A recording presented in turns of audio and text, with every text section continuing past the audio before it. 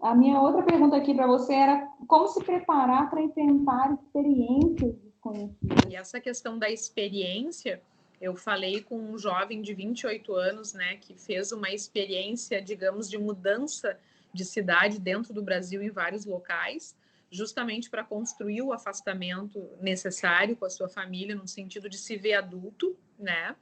E ele coloca muito isso, assim, de que a preparação para a experiência, ela é inócua, ela é ineficiente de certa maneira, porque tu tens que viver a experiência, né?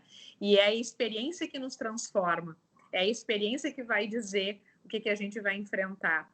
E eu penso que o que tu está fazendo aqui, no sentido de estimular as pessoas, informar as pessoas e exercitarmos conversas sobre o que isso significa, é aquilo que a gente já conversou em outro momento, que não tem mesmo uma receita de bolo. É dialogar, perguntar, experimentar e pensar muito bem no seu jeito de ser, né? Olhar para as suas características individuais, as suas necessidades de enfrentar esse novo e as potencialidades de se ver longe dos vínculos familiares mais importantes é a riqueza da experiência.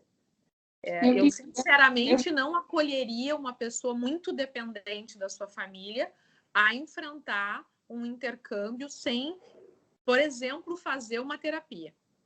Né? Por quê? Porque eu já atendi pessoas em estado de pânico, porque chegaram no aeroporto no Canadá, tiveram uma crise de ansiedade e vieram embora. Mas nunca tinha se pensado que ia ficar longe da família. Pois é, então, era isso que eu ia falar, que eu fiquei intrigada com pessoas. Eu já tive duas experiências, assim, para mim foram as mais extremas, que foi uma pessoa que é um cliente que ele chegou a embarcar e no avião daqui do Brasil para o Chile, ele teve um ataque e ele não conseguiu embarcar do Chile para Nova Zelândia.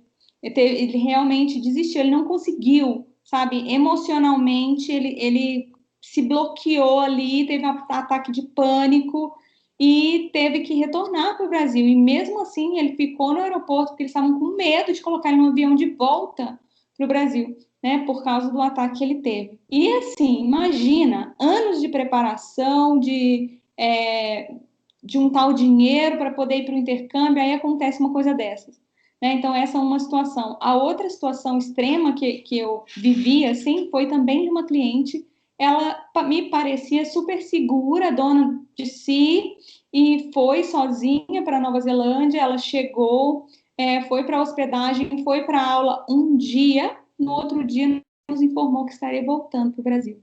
E assim, eu lembro que eu fiquei assim chocada e a gente tentou conversar com ela, mas você tem que se dar um tempo. Você já chegou aqui, a primeira experiência realmente ela é difícil, mas você tem que se dar um tempo até de se acostumar, pelo menos uma semana. Fica uma semana, já está pago a sua acomodação e tal. Se você realmente não se adaptar, aí você vai embora, né? Enfim, fizemos todo um trabalho ali por trás.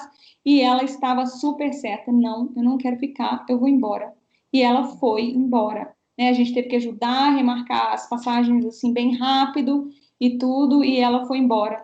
E até hoje isso ficou assim muito na minha cabeça, né? Por isso que eu penso em preparação psicológica, se teria alguma maneira de a gente evitar isso, né? Se teria alguma maneira que você vê da pessoa entender, opa, isso não é para mim, antes dela realmente colocar as fichas todas lá.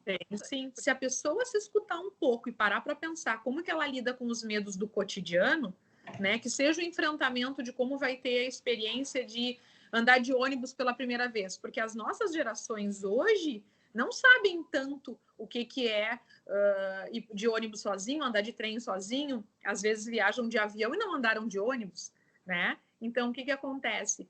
Essas pequenas experiências, cada um precisa relatar, vai para o papel e anota. Eu senti medo, eu vivi taquicardia, ansiedade, boca seca, né? Como que eu sou nas coisas novas que eu enfrento, né? O que eu poderia parar para pensar se eu passar por um problema sozinho?